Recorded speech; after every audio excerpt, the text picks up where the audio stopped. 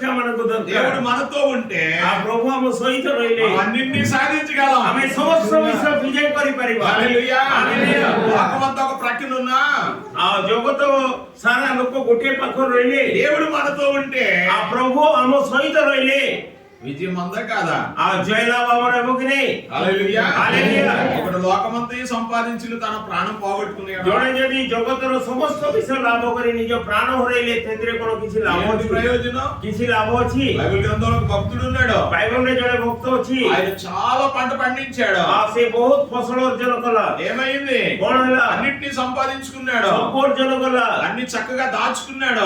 ବହୁତ ସୁନ୍ଦର ଭାବରେ ଗୁପ୍ତରେ ରଖିଲା। చచ్చిపోయే వాళ్ళకు తిన్నంత సంపాదించాడంట। ସେ ମରିବା ପର୍ଯ୍ୟନ୍ତ ଯେତେ ଦରକାର ସେତେ କମେଇକି ରଖିଲା।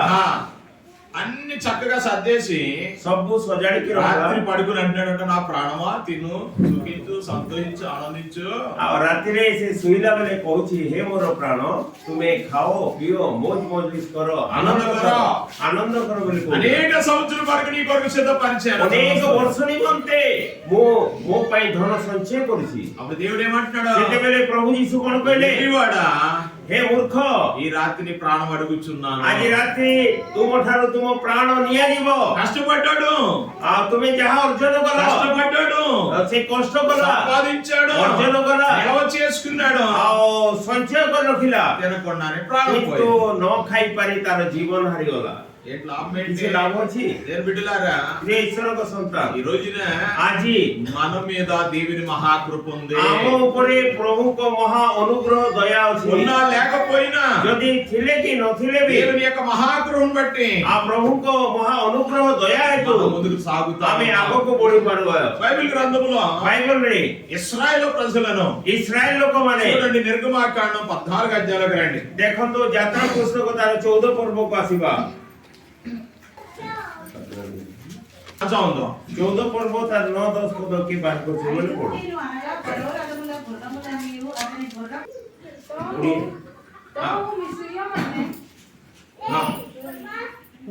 ମିଶ୍ରୀୟମାନେ ଅର୍ଥାତ୍ ଫାରୋଙ୍କର ସମସ୍ତ ଅଶ୍ଵ ଓ ରଥ ଅଶ୍ୱାରୂଢ ସୈନ୍ୟଗଣ ସେମାନଙ୍କ ପଛେ ପଛେ ଦୌଡ଼ି ବାଲ୍-ସଫୋନ ଅଗ୍ରସରେ ପିହହିରୋତର ନିକଟରେ ସମୁଦ୍ର ତୀରରେ ସେମାନେ ଛାଉଣି କରିବା ସମୟରେ ସେମାନଙ୍କ ନିକଟରେ ଉପସ୍ଥିତ ହେଲେ।